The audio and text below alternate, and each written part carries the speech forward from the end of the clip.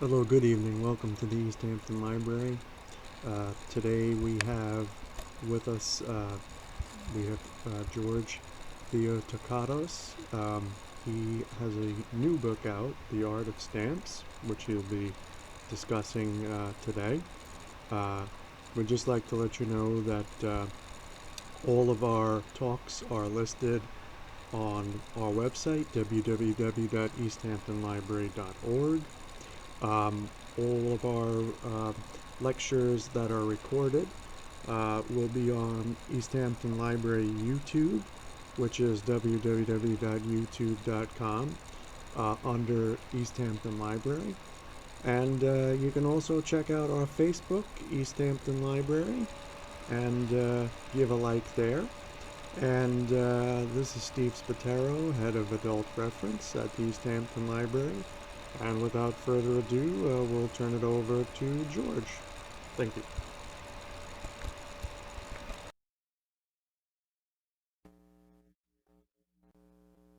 George Theotocatos is a former Exxon Company executive with nearly 30 years of service with the organization in its New York and New Jersey corporate offices and abroad.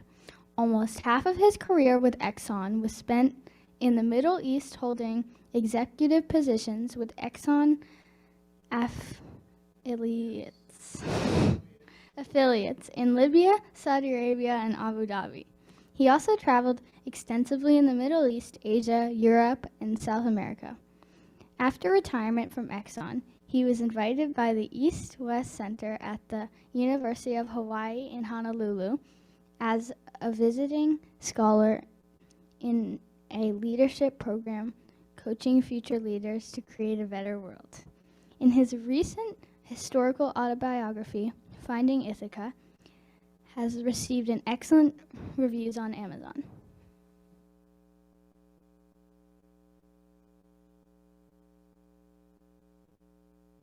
Thank you, Joey.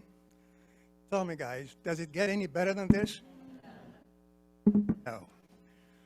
Love you, Joey. And thank you for coming. It's a beautiful day outside, and you're all here to listen to me. Great, I really appreciate that. See a couple of familiar faces here who I know they bought the book and they read it. So what I'd like to ask them to do, if I may, is to give us, at the end of the presentation, to give us their own review. We're going to have a live review of my book. What else can I ask? Also, I want to take a minute to recognize my team. Maya, my second granddaughter, she's going to be running the show from now on until the rest of this event.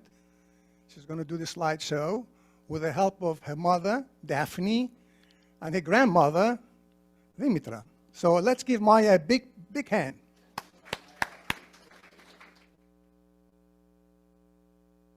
The presentation today has two parts. Part one is I'm going to talk, and I'm going to talk about how I selected the topic, the subject, the execution of the idea, and the final product. Part two is going to be Maya's slideshow. So let's begin from the beginning. I started writing this book in March 2020. As you may recall, that was the beginning of the pandemic, COVID had arrived in America. We began the lockdowns, wearing masks, vaccinations, and political turmoil. So after 2 years of research, writing and researching, and many drafts, I recall I've done 7 drafts to complete this book. The project was over at the end of 2021. So what this book is all about? Well, it's an action book. It's a non-fictional book. It is a unique book. It's an assembly of 240 photographs from my personal stamp collection, 300 pages, and I tell stories using stamps, stories of the world, of people, of countries. I want to tell you what it is not and what it is. It is not a technical book written by collectors of stamps for philatelists.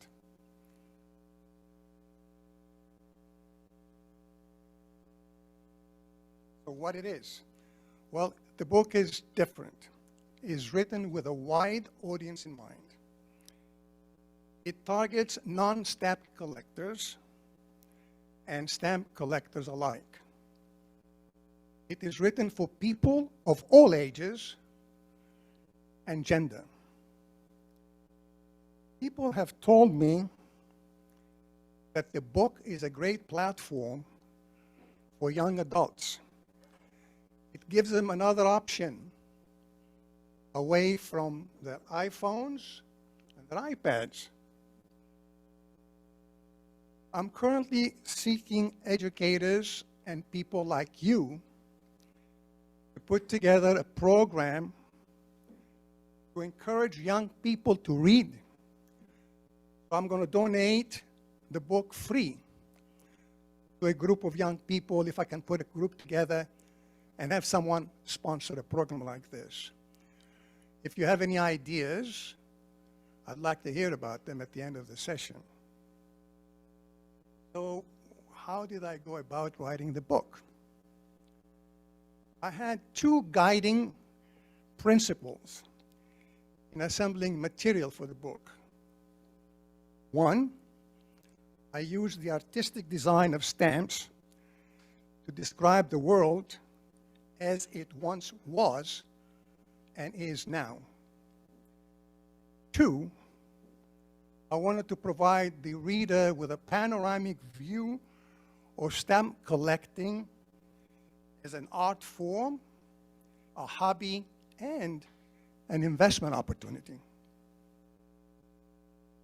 The narrative, 300 pages or so, takes the reader in a gallery tour of iconography, social history, and philately. The exhibits are organized like a museum. You can visit several chapters, I call them galleries. Reflect on the miniature work of art, the stamps, as they displayed in each gallery, which is designated by country. So each country, there's 5 countries, have a series of stamps that tell a story about that country. So from the 200 or so countries in the world, I have chosen 5 and their stamps to tell their stories. These countries are, number 1, the 13 original American colonies. Visit this gallery and listen to the stories of the first settlers in America. Number 2, China. Here you'll have an opportunity to admire the history of this long civilization and its tragic and revolutionary history, which made this country rise from poverty in less than 70 years to the second largest military and economic power. The third country is Ethiopia. When I looked in Africa to look for a country to represent that continent, I chose Ethiopia because it's one of the oldest countries in Africa. It has a long and rich history. The stamps tell the story of centuries of imperial dynasties, communism, revolution, democracy, and now civil war. And finally, having lived in the Middle East for so many years, I chose Oman as a country to be included in the book. Here, I encourage you to explore the seafaring capabilities and history of the Omanis and the transformation of that country from a medieval, closed society to wealth and richness after the discovery of oil in the beginning of the 1960s. But I haven't stopped only here. I continue to collect information. I've added a few more chapters. One chapter, I developed the history of the hobby of stamp collecting, and I explored the beginning, and also have listed famous stamp collectors like King George V, Queen Elizabeth, Franklin D. Roosevelt, Charlie Chaplin, Bill Gross, the bond collector. When he sold his collection, Bill, he sold it for $40 million. I don't know how much he bought it for, but he made a good penny on that. In a separate chapter, I read and I write about classic valuable stamps that made their owners rich and famous. They're all listed in the book, but a couple of them, which are not worth mentioning, is number one, the penny black, the Victoria, the penny black Victoria. This is the first stamp ever issued in 1840. It was only in circulation for 1 year, and it has, and I'll talk more about it later. I'm going to show you a slide, but I call it the mother of all stamps. It's the beginning of what we know as philately and the communications using stamps in the world. The second stamp that I use in this book is the most expensive stamp in the world. It's the $9.5 million 1 cent British Guiana, which was printed in 1850, I believe. It went through 10 owners, and it ended up with Stuart Weitzman, the shoe tycoon, who paid $9.5 million to buy the stamp in a Sotheby's auction. We'll show that stamp later. I have another chapter on engraving and printing, how these stamps were created, what methods were used, the technology that evolved. All that is in the book. And finally, I dedicated a whole chapter on the environment.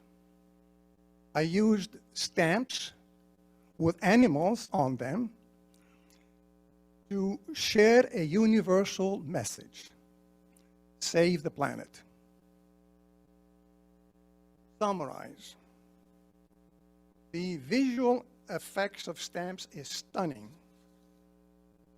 Stamps are great communicators. They tell great stories. They can be collector's items. They can be a good hedge against inflation and a hedge against downturns. Guess what? Maybe this is the time to buy some stamps. But there's a proviso here. If you buy stamps, you're not going to get rich quickly. You got to go in there for the long pull and have patience. So in chapter 13 of the book, we reach our final destination. Here I summarize reflections from the visits to the galleries. I summarize what we have learned from the stamp stories and what we can apply in our lives as people and as nations to make us better people and better nations. So this brings us to the conclusion, the brief presentation to keep you, I don't want to keep you away from the beaches on this beautiful day, but we're going to the second part of this presentation, and that is the slideshow. Maya will take it away. So Maya, you're going to have every slide I'm going to say a few words, okay? So this is the, on the left here is the mother of all stamps. Oops. It's the penny black Victoria. You can see Queen Victoria's profile when this was about when she was 15. This stamp stayed around throughout her reign for 60 years. The one on the right is a 9.5 million stamp. That is an extensive coverage and explanation of the stamp, the owners. There were 10 owners that bought this stamp, and it ended up with Weitzman at $9.5 million. You can see it's a very simple stamp. It doesn't have any specific design, but the story is fascinating. So if you get the book, you'll really enjoy that. How that stamp was discovered by a young boy in Jamestown, British Guiana, and maybe more than 100 years later, it ended up with Weitzman in his collection. Next slide. This is a stamp from Greece. It was issued by the Greek, let's see, what year was that? It was issued by the Greek postal system. It is the most famous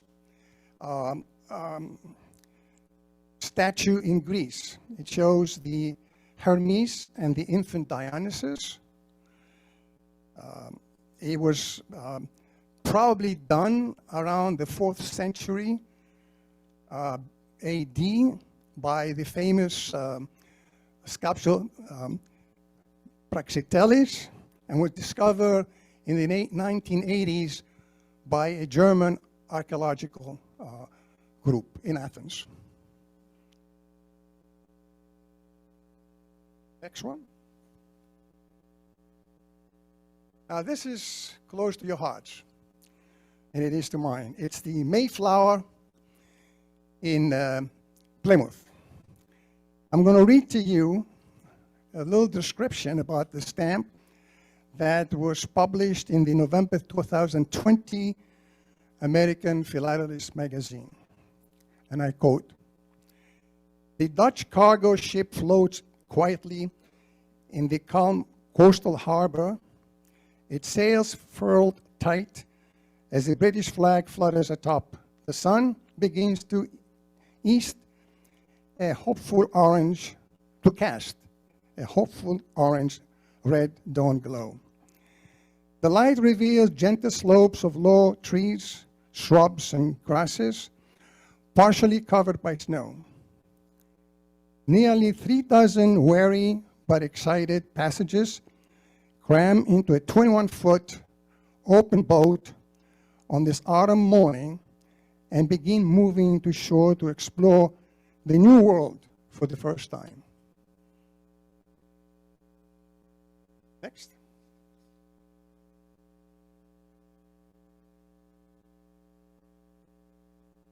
This is a Chinese stamp. It has a story here. It was published. It was issued by China in 1986. It depicts a Chinese Gulf in China back in the ancient times.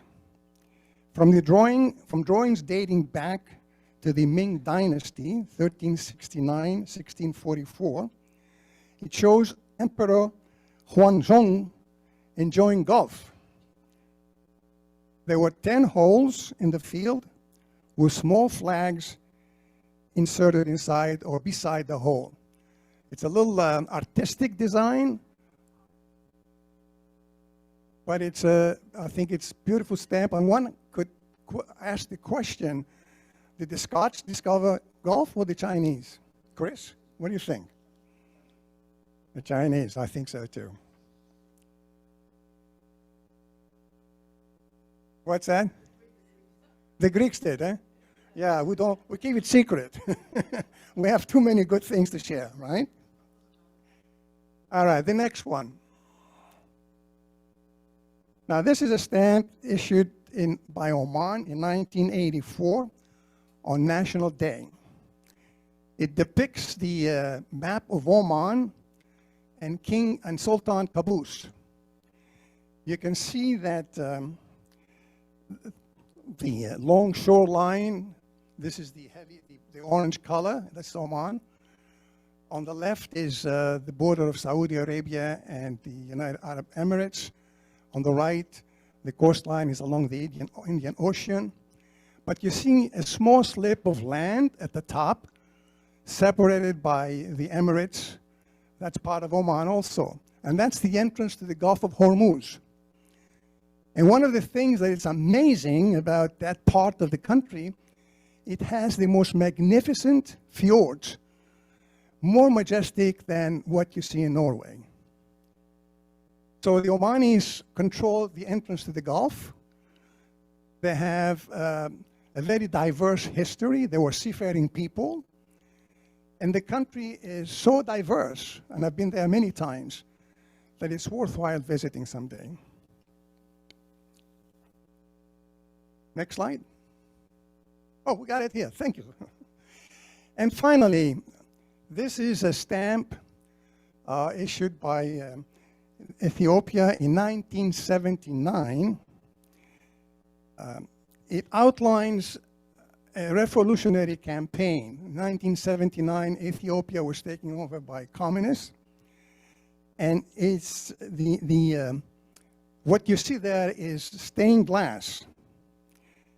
Stained glass actually was made or created by a very well-known artist, and I cannot pronounce his name very well, but I think it's something like Afewerk Tekel. He's very well known for his stained glass work all over the world. So this concludes the presentation today. It's short, I hope. I hope it was informative. I have to make a couple of just administrative points. Number one, follow me. I'm on social media. Finally, I made it to social media with the help of a lot of young people. I'm on Facebook. I am on Twitter. And I'm on Instagram. So if you go to my website, theotocatos.com, you'll see what we post in those social media platforms, and we have a little bit of a story each week or every other 2 weeks. And that sort of brings us to the end. I'd like to now maybe open the floor for questions. Betty, necessitated. Before stamps, the people communicated by sending letters, and the cost for sending the letter was collected at the receiving point. So that created all kinds of problems. People cheated. People did not, it was too expensive. It was too unwieldy. So they created this idea of prepaying, like the first stamp. So you prepay your stamp, and they create the idea of putting a glue behind the stamp. So you stick it on the envelope, and bingo, you open up the stamp. That creation of stamps really is as important as printing, I think, because it opened up the world to learning, communications, commerce, and all that.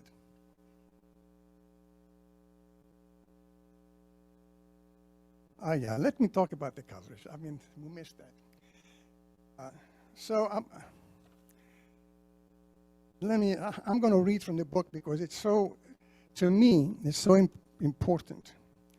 The cover, again, is a 3 drachma stamp issued by Greece in 1968. It depicts the Greek Hellenic war history, the revolution by the Greeks to gain independence. What you see there is a very famous oil painting. It was done in 1826 by Eugene Delacroix, and he called it Greece in Mythology. The painting was inspired by the siege and fall of the city of Mythology in Greece after the Greeks took arms against the Turks, against the Ottomans. And Mythology was sieged for 2 years and finally fell, and its people and inhabitants were massacred by the Turks. So Delacroix went to Greece in 1823, and he witnessed a lot of the struggle of the Greek nation, and he painted this famous painting. And what you see there in the artist's mind, the woman kneeling and wearing a traditional dress is Greece, with her arms extended, asking the world, why me? And of course, you see in the background the Ottoman soldiers. You see dead on the ground. I think it's a beautiful depiction of a struggle of a nation to gain independence after 400 years of slavery under an Islamic Ottoman Empire. Is that? Yeah. Why did I start collecting stamps? Oh, that's a good question. I started collecting stamps because my uncle George, when I was 15 or 16, gave me a collection of Ethiopian stamps. My uncle was working in Ethiopia at the time, and he brought stamps with him, and he made a little album for me. And he presented his album to me, and I began collecting stamps. And the stamp hobby is an interesting one because it's very relaxing. King George, he said the only reason that he survived the war is because every day he would go into his room with the stamp collection and play with the stamps and collect about all these bad things that were happening around him. With me, stamp collecting became a passion, but was on and off. I would collect stamps for a period, and then in the next stage of my life, I would find other things to do, discover whatever else, and put them aside. So over the last, 50, 60 years, I've been a stamp collector, on and off. Now, I'm back on. And what I'm collecting now is the classic American stamps, the classic period from 1840 to 1930. Maya, does that answer your question? Thank you. Anybody else? Okay, so Maya and her team will have the books if you like to buy the book, and I will sign it for you if you like. You can go and talk to Maya. She's in charge. Thank you very much for coming. You're a wonderful audience.